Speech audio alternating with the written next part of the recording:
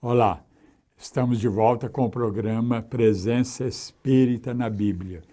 E estávamos falando do inferno, do purgatório e do céu. São três coisas que estão sempre em conjunto, uma lembra a outra. Agora, eu estava dizendo que não existe esse inferno como as pessoas interpretaram durante milênios, literalmente. Não é um local geográfico, é um estado da alma. E eu estava dizendo no bloco anterior, que o próprio Papa Francisco recentemente falou sobre isso, dizendo que não há esse local. É um estado da alma. Já o Kardec falava nisso e vários padres, segundo o próprio Kardec, já falavam nisso na época dele, na época de Kardec, quando ele fazia a codificação do Espiritismo. Então, já era assim, mas, infelizmente, para o povão, não é? A massa, as pessoas continuaram entendendo dessa maneira. Eu estudei para padre, e eu não entendia o inferno literalmente. Mas, geralmente, não se falava e muito ainda se evita falar no inferno como estado da alma. Sempre os padres têm falado muito no inferno, ainda, infelizmente, como sendo um local e como sendo um lugar de fogo para martirizar,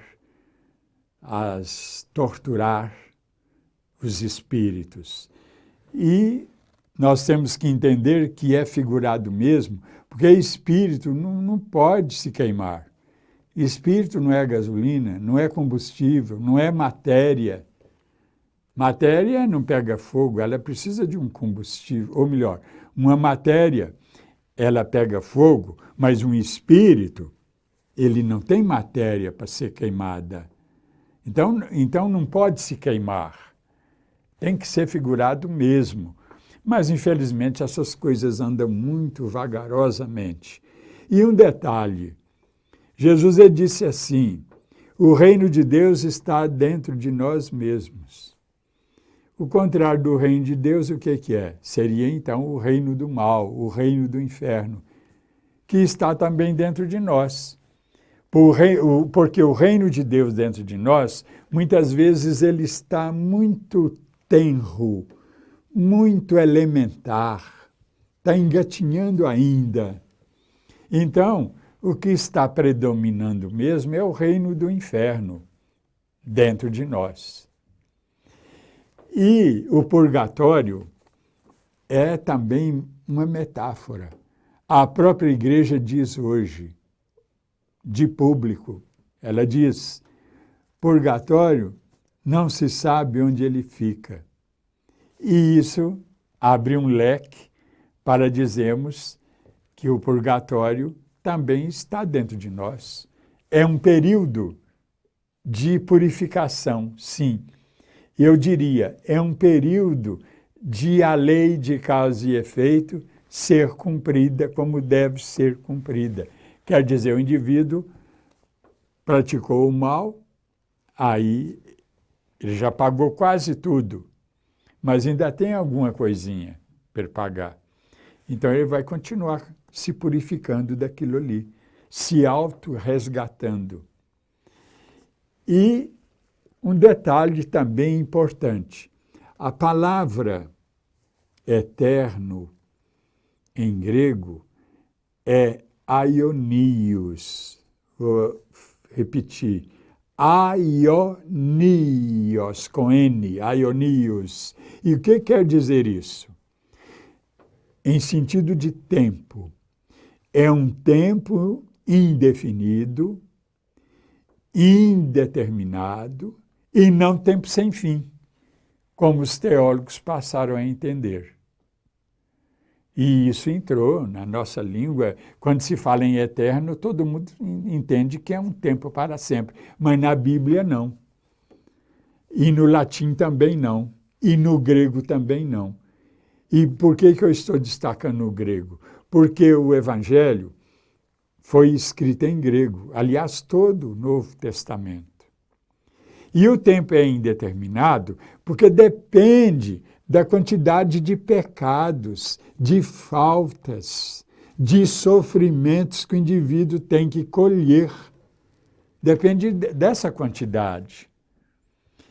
E depende também de uma outra coisa que Jesus abordou, e isso sai muito nos programas que eu faço, porque é um assunto comum, muito presente dentro dos evangelhos.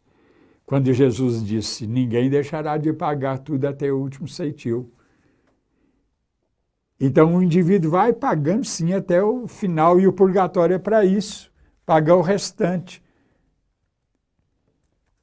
Mas também há um outro detalhe, e que também Jesus abordou, mas que São Pedro, de modo especial, abordou na sua primeira carta, e que é: uma boa ação encobre uma multidão de pecados. Uma frase muito conhecida, não só pelos espíritas, mas também por católicos, protestantes e evangélicos. Então, a prática do bem, a prática da caridade, suaviza o nosso karma de sofrimento, diminui e às vezes pode até anular. Porque se o indivíduo praticar muito a caridade, praticar muito boas ações, ela acaba anulando os pecados dele. Então, vejam bem que aionios, em grego, significa mesmo tempo indeterminado, tempo indefinido, porque vai depender de várias circunstâncias que envolvem o que praticou o mal. Então, o fogo eterno quer dizer é fogo figurado, primeiramente, e é fogo indeterminado. É sofrimento indeterminado, indefinido, porque depende de cada caso.